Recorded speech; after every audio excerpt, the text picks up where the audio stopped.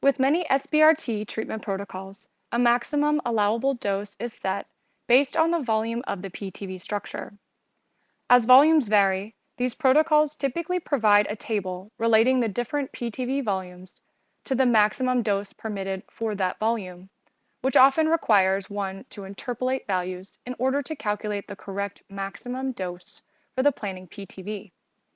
With ClearCheck, this interpolation is calculated automatically using the max dose table constraint type.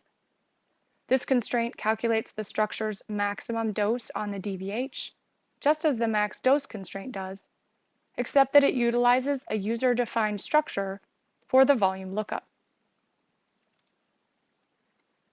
To utilize this constraint, begin by launching the ClearCheck script on the patient's plan. Once in the template manager, add a new patient template and a corresponding constraint for the normal tissue. In this case, we will be using the body minus PTV plus 2 centimeters structure.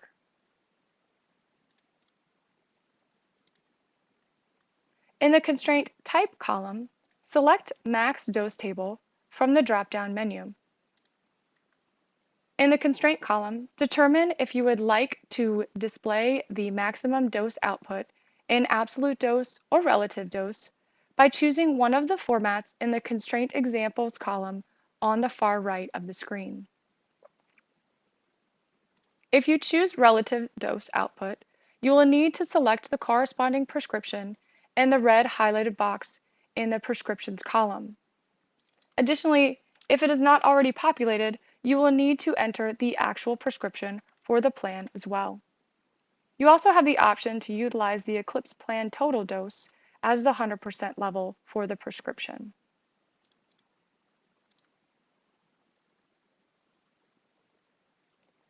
Below the newly created constraint, you will see an empty table. The table will need to be populated with the volume and max dose requirements for the protocol being used. Clicking the plus sign allows you to enter multiple PTV volumes and their corresponding max dose values.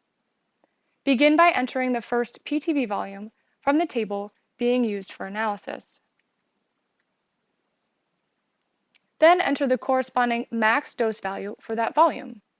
You may set an ideal max dose, the overall max dose limit, or both if you would like to use the conditional analysis. Using the max dose ideal column would be synonymous with setting an acceptable deviation for a protocol limit. If an ideal max dose is not specified, the calculation will proceed just using the max dose limit. There will be no conditional ranges for the structure.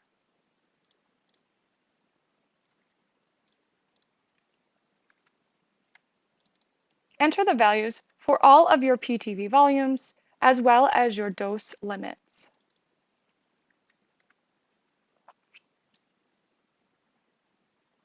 Once the table is completed to match the table from the protocol in use, specify the structure to analyze by entering the structure name from Eclipse in the structure template entry box.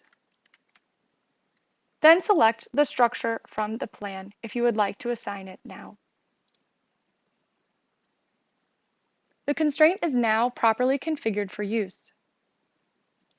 As an example, please refer to the RTOG 0813 protocol. Looking at constraint 7 in the list will give you an example of how to properly configure this specific constraint type. This protocol is provided with your ClearCheck installation.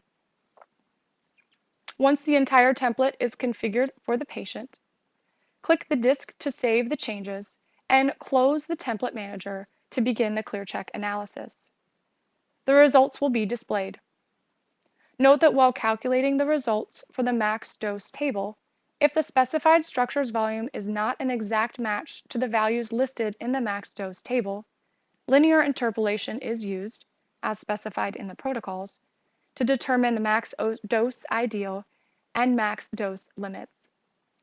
View the results in the dose constraint table to determine if you have met the selected protocol's max dose requirement. For further explanation, please refer to the ClearCheck user manual or email support@radformation.com for direct questions.